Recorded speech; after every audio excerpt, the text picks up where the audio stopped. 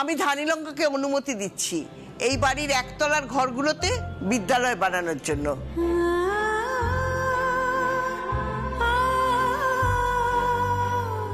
রাঙা দিদি, আপনি?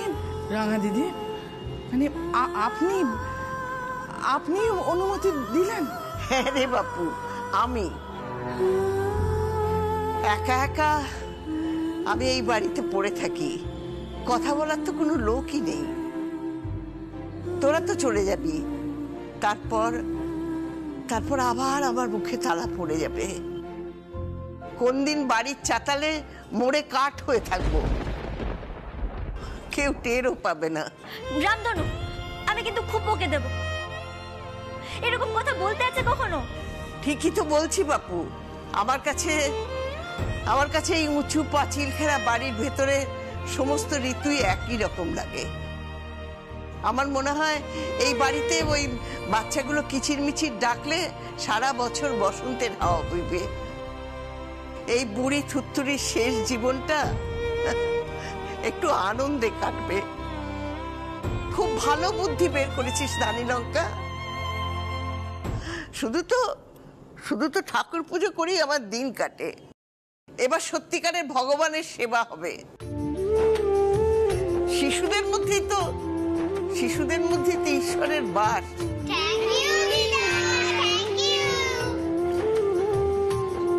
এই থাক থাক থাক থাক থাক। এই দিদা নয়, আমার রামধনু কি এতটাই বুড়ি হয়ে গেছে নাকি যে দিদা বলছিস? এবার থেকে সবাই ওনাকে রামধনু বলে ডাকবি, কেমন?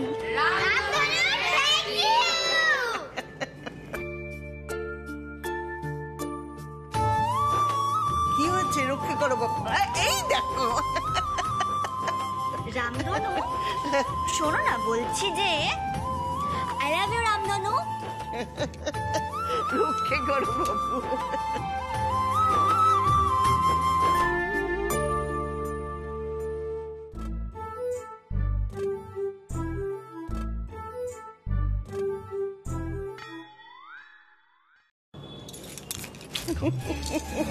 আমি কি করবো? আচ্ছা ঠিক আছে। আমি বলছি যে আমরা যদি এই বিদ্যালয়টার নাম রাখি আভা রানী বিদ্যালয়, তাহলে কেমন হয়? আভা রানী বিদ্যালয় মানে তুই আমার নামে বিদ্যালয়ের নাম রাখবি? হ্যাঁ, কেন গো, খারাপ হবে বুঝি? পোড়ার মুখী, তুই আমার বাপের দেয়া নাম জানলি কি করে রে? তোমার ডালিম কুমার বলেছে। নিজের নামটা যে নিজেই ভুলে গিয়েছিলাম রে। এই পোড়া দেশে বাল্য বিধবা মহিলার নাম তো কেউ মনেই রাখে না।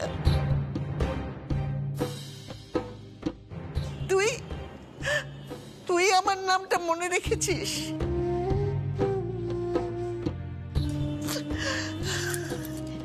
এ কি রামধনু, তুমি কেঁদো না। কই দেখি দাঁড়াও। ও মা, এই দেখো, তোমার চোখের জল থেকে কেমন রামধনুর মতো রং বিচ্ছুরিত হচ্ছে গো। বাজির পচারা মেয়ে, মারবো আমি এবার। খালি দুষ্টুমি। এই মেয়ে কোনো সাধারণ মেয়ে নয় রে তেঁতুল বউ। এই মেয়ে একটা যন্তর। তোকে নাকে দড়ি দিয়ে ঘোরাবে। না, আমি যন্তর নই, আমি হলাম গিয়ে খুড়োর কল। আমার হাত থেকে তোমার মুক্তি নেই।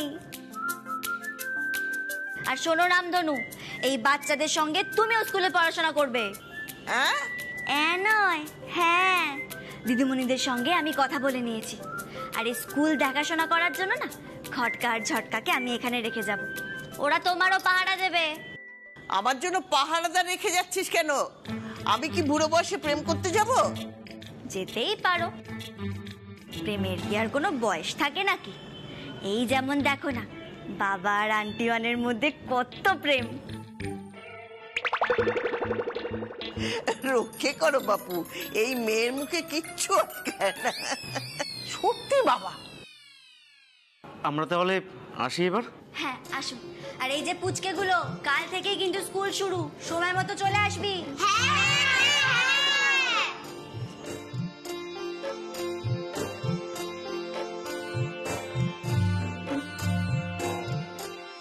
সত্যি তেতুল বউ, তুই ভাগ্য করে এমন বউ পেয়েছিলি। একবারে হাড় জ্বালানো বউ গো রাঙা দিদি। না না না না না, শুধু হাড় জ্বালানো নয়, ওই যে কি একটা বলে না, মাস জ্বালানো। আমি হাড় মাস সব জ্বালিয়ে দিই। আর আমি কিন্তু মেয়ে নই, আমি হলাম গিয়ে অপু বারবিকিউ মেশিন। ওই হাড় মাস একসঙ্গে জ্বালিয়ে বারবিকিউ বানিয়ে দেবো। দেখেছেন রাঙা দিদি, দেখেছেন এই মেয়ের মুখে যা আসে তাই বলে। একদিন না এই মেয়ের মুখে আমি না তালা লাগিয়ে দেবো। হ্যাঁ আন্টি ওয়ান, তা কোন তালা? নাম্বার লক না চাবি তালা? হে ভগবান, দেখেছেন দেখেছেন রাঙা দিদি? এই ধানি লঙ্কার কাছে ভালো জব্দ হয়েছিস তুই। সত্যি তোরা চলে গেলে বাড়িটা একদম খালি হয়ে যাবে রে। ওই আনন্দেই থাকো। আমি রোজ ফোন করব, খটকা চটকার ফোনে ভিডিও কল করব, আর তোমার সাথে অনেক গল্প করব। রাঙা দিদি আপনি কিন্তু খুব সাবধানে থাকবেন। হ্যাঁ রে বাবা, হ্যাঁ আমি সাবধানে থাকবো। এই ধানি লঙ্কা, এদিকে আয়, আয় আমার কাছে বস।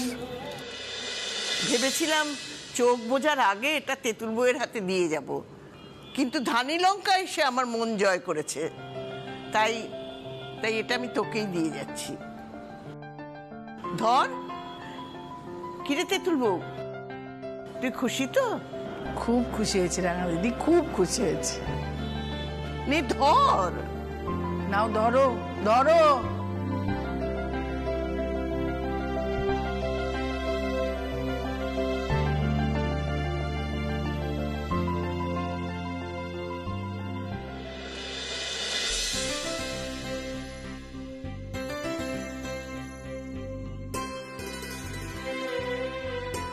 এই মুখুজ্জে পরিবারের বউ হয়ে এসেছো, এই যে সম্মানটা পেলে না, এর চেয়ে বড় সম্মান আর কিচ্ছু হতে পারে না। বউ তো নয়, ওকে আমি বউ বলে মানি না। ও আমার মেয়ে। আমার যদি ঠিক মতন সংসার হতো, কোল আলো করে ছেলে পুলে আসতো, তাহলে ওর মতন একটা টুকটুকে মেয়ে আমার হতো। তাই তো আমার মেয়েকে আমি সোনার গিনি দিলাম। আমার এসব কিচ্ছু চাই না রামধনু, আমার শুধুমাত্র তোমার হাতের বানানো আচার, আমসত্ত্ব, নাড়ু আর পাঁপড় চাই। যা ঘরে যা, ঘরে গিয়ে ব্যাগ খুলে দেখ, এসব যা বললি সব পাবি ব্যাগের মধ্যে। যা। আই লাভ ইউ রামধনু, I love you, I love you, I love you.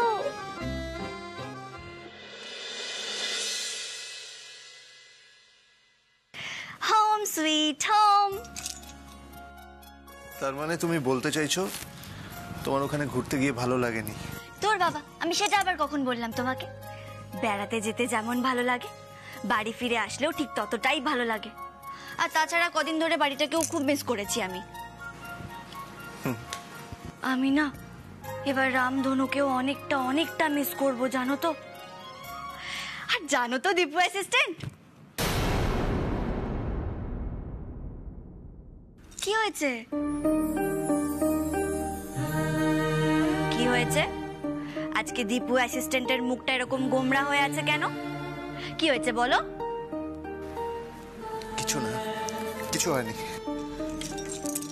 না না, কিছু তো একটা হয়েছে তোমার। ও, বুঝতে পেরেছি আমি। তুমি আদৌ আমাকে বোঝো অপু? বুঝি তো। আর এই মুহূর্তে আমি এটাও বুঝতে পারছি তোমার মুখটা এরকম গোমড়া কেন হয়ে আছে। আমি পুকুরের জলে পড়ে গেছিলাম বলে, তাই তো? আমার আমার সব প্রিয় মানুষদের সাথে কেন এরকম হয় অপু? আমার সব প্রিয় মানুষরা আমার কাছ থেকে দূরে কেন চলে যায়? মানে? কিছু না, কিছু না। ফেরো আমার দিকে। কি হয়েছে তোমার? তাকাও না, বলো কি হয়েছে?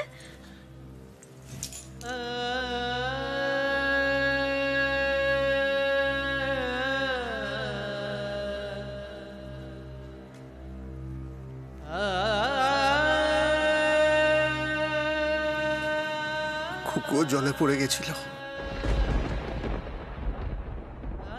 আর আজ তুমিও। আমি তো ফিরে এসেছি দীপু অ্যাসিস্ট্যান্ট। কিন্তু খুকু তো ফেরেনি। অপু, আমার খুকুর কথা খুব মনে পড়ছে আজকে। আমি খুব মিস করছি ওকে। রাখি পূর্ণিমা, ভাইফোঁটা এগুলো এলেই না আমি খুকুকে খুব মিস করি। আজ রাস্তা দিয়ে আসার সময় তুমি দেখেছো অপু, রাস্তার দুপাশে কত রাখির দোকান। আমি একটাও রাখি কিনতে পারলাম না। কে রাখি পরাবে আমাকে? আমার বোনটাই তো চলে গেছে, আমার বোনটা না ফেরার দেশে চলে গেছে। শান্ত হও, আমি মানছি খুকু আর নেই, কিন্তু মেঘা বর্ষা ওরা তো আছে, বলো, ওরাও তো তোমার বোন। তুমি ওদের হাত থেকে রাখি পড়বে? খুকু চলে যাওয়ার পর মায়ের বাড়িতে রাখি পূর্ণিমা, ভাইফোঁটা এসব অনুষ্ঠানগুলো বন্ধ করে দিয়েছে। তাই এই অনুষ্ঠানগুলো এলেই আমার খুব মন খারাপ হয়, আমার খুব কষ্ট হয়, আমার বুকের ভেতরটা মোচড় দিয়ে ওঠে। জানো অপু, খুকু যখন ছিল তখন এই বাড়িতে খুব আনন্দ হতো রাখি পূর্ণিমার দিন। ভোর বাবা, আমরা দাদা ভাইদের আর কখন রাখি পড়াবো? আমার তো এবার খিদে পেয়ে যাচ্ছে। সত্যি জেঠিমণি, আর কতক্ষণ উপোস করে থাকবো বলো তো? আজকে দিনে দাদা ভাইতে দোকানে না গেলেই নয়। আচ্ছা ঠিক আছে, দাদা ভাইদের আমি ডাকছি, দাঁড়া। ও দীপু, দীপু, বড় খোকা, মেজো খোকা, সেজো খোকা, তাড়াতাড়ি আয় বাবা। কি ব্যাপারে তো হাগড়া কিসের? দেখো না বাবা, আমরা সবাই রেডি হয়ে বসে আছি রাখি পড়াবো বলে, কিন্তু ওদের কোনো পাত্তাই নেই। আমাদের তো এবার খিদে পেয়ে যাচ্ছে।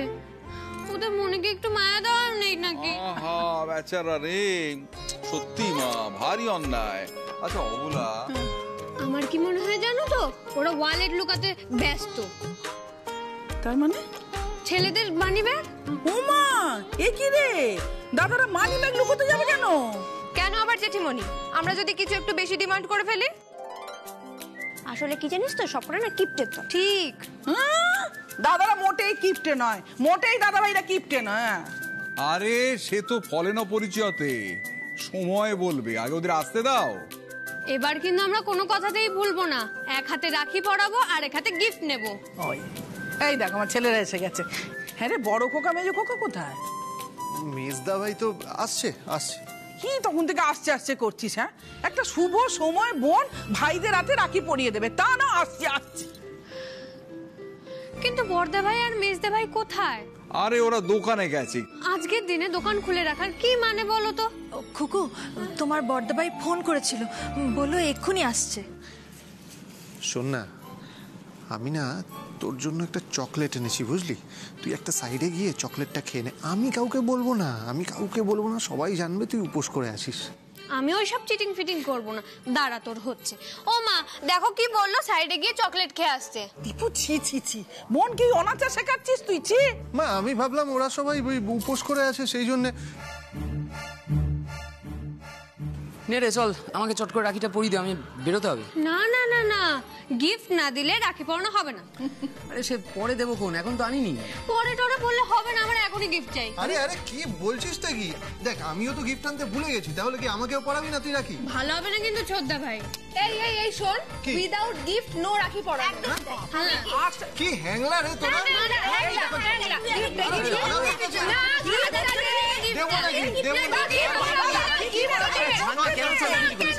আচ্ছা ঠিক আছে, এই নে, তোর জন্য, এটা তোর জন্য। আরে বাপ রে বাপ, খুশি তুই? আচ্ছা ঠিক আছে, চলো রাখি পরানো শুরু করো।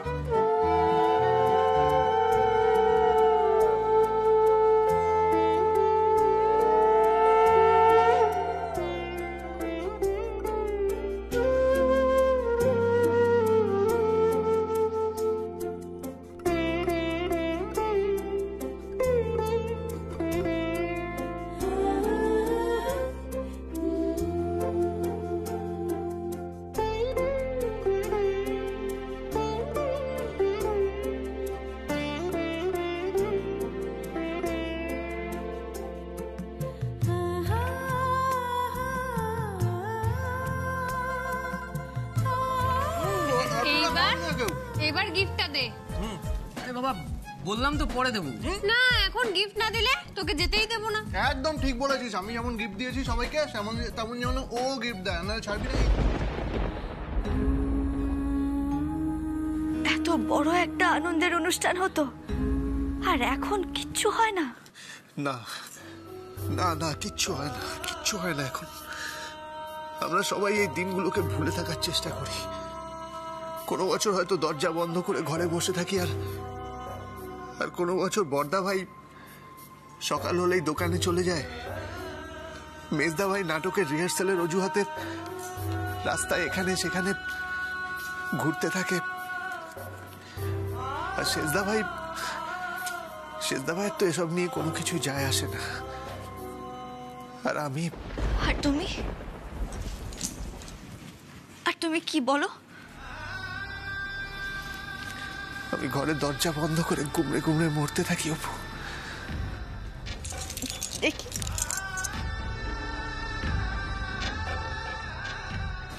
চোখের জল মুছো।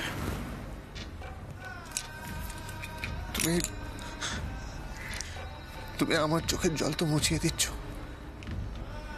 কিন্তু আমার মায়ের চোখের জল কে মোছাবে বলো তো?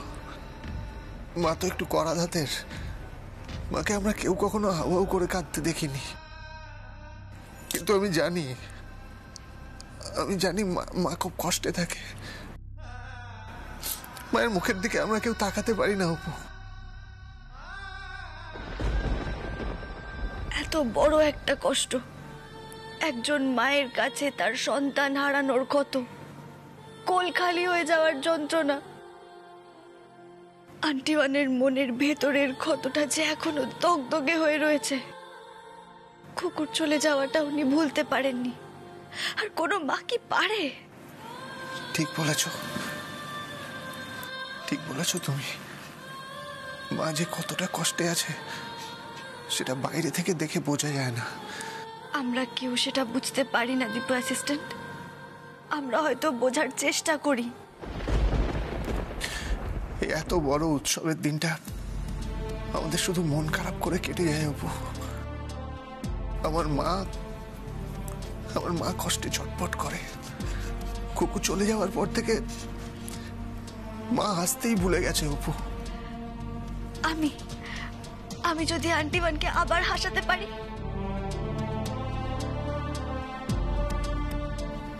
তুমি পারবে অপু?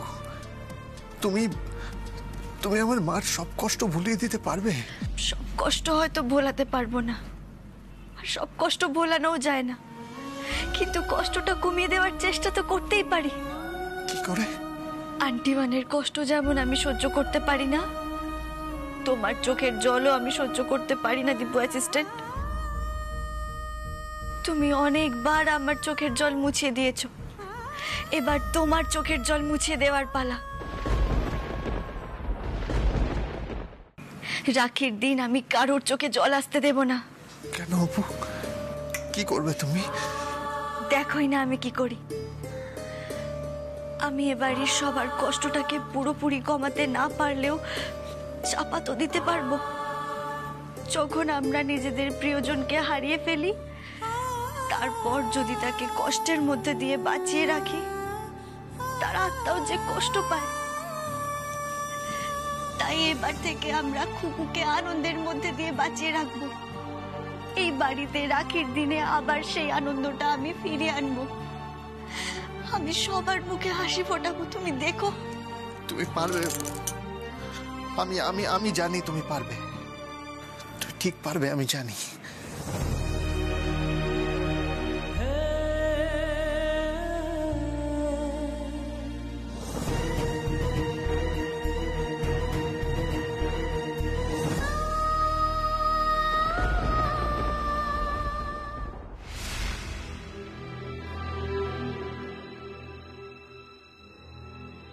না না, আমার কোনো অসুবিধা হবে না, আমি ঠিক সময় চলে আসব।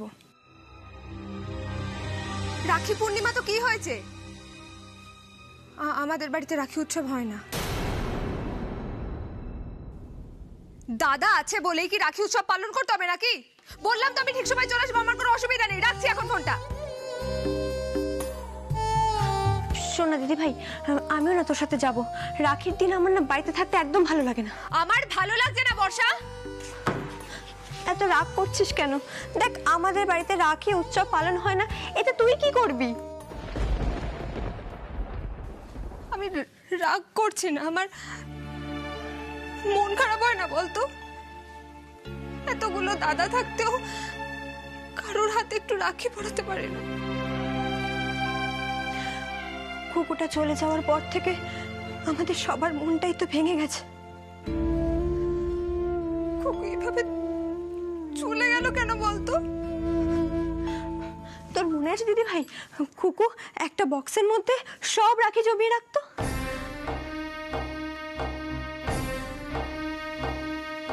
মনে আছে, রাখির পরের দিন সবার হাত থেকে রাখিগুলো খুলে একটা ছোট্ট বাক্সের মধ্যে রাখিগুলো জমিয়ে রাখতো।